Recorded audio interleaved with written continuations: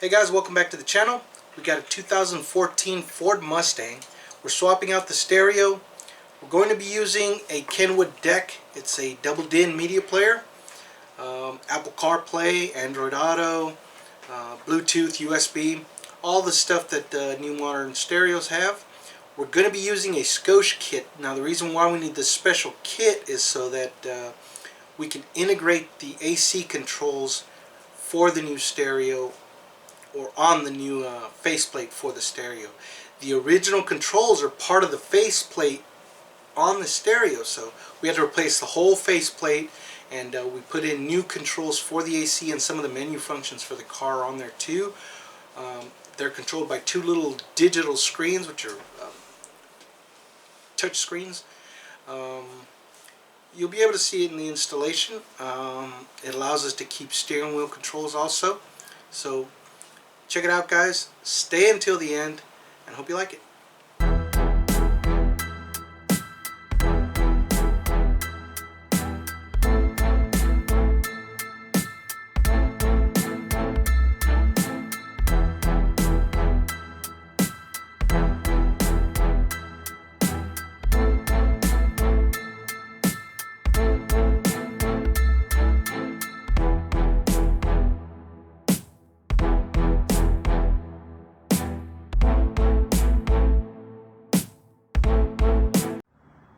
This is the equipment, guys, that we're going to be installing.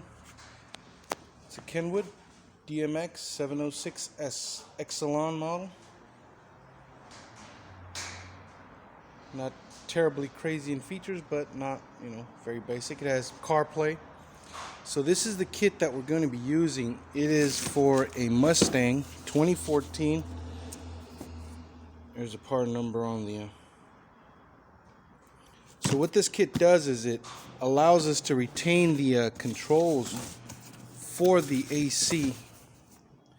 Let me open this box up.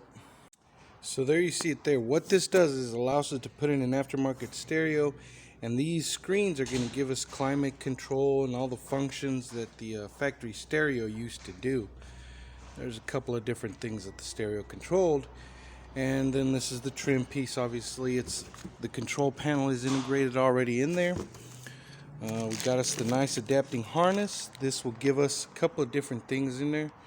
It'll allow us to keep all the factory functions. It'll allow us, if the vehicle has the factory reverse camera, which I think this one doesn't, for 2014.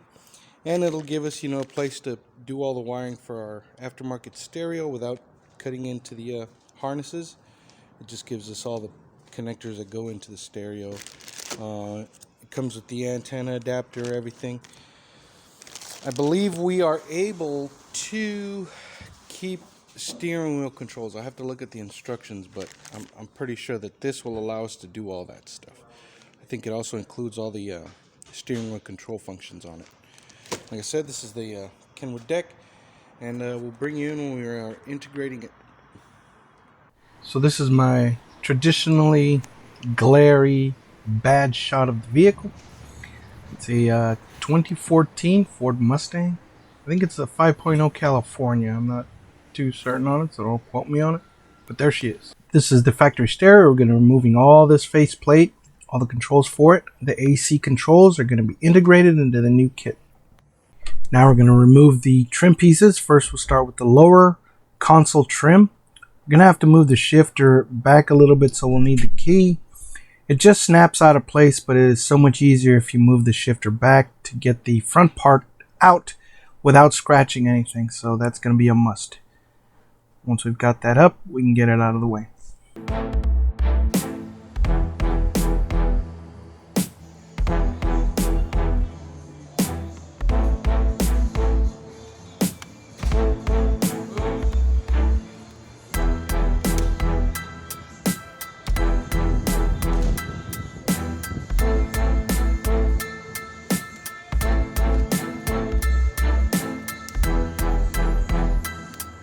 We're trying to remove this piece, but sometimes the first clip is hard to release. Then once you've got one release, then you can release the other ones really easily.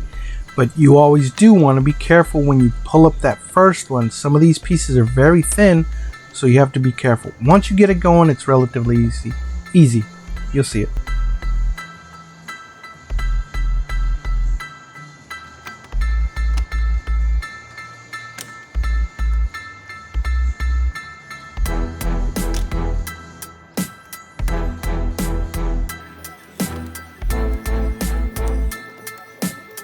Alright, so we disconnected the battery, so now we're going to move the shifter again manually this time, and then we are going to remove the stereo face.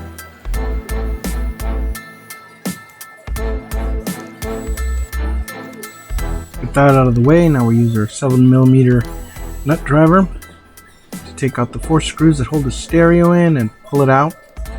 Unplug all the connectors in the back and we'll take that out.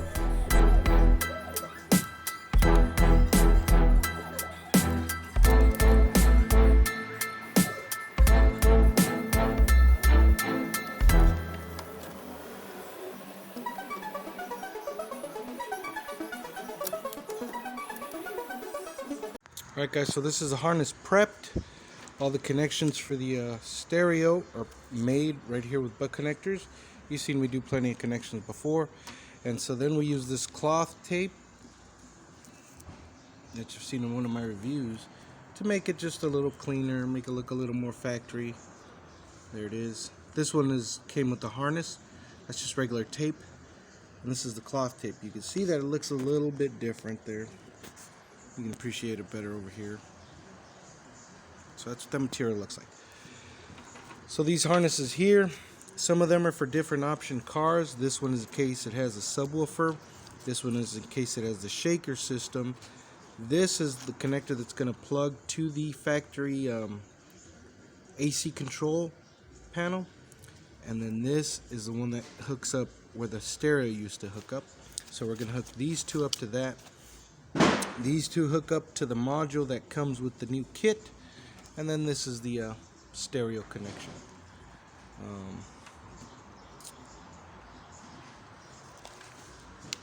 This here is the stereo mounted on the brackets that come with the kit, and then we're gonna go inside the car and make the connections.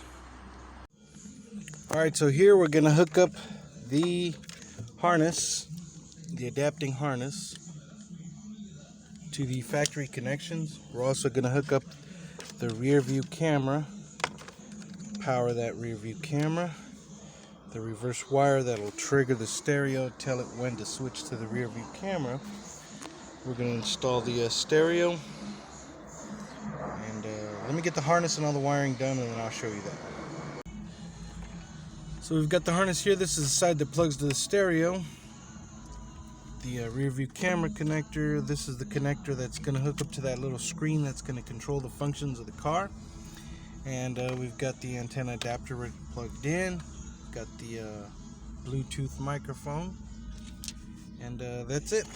This just gets tucked away right here because we need to be able to hook this up.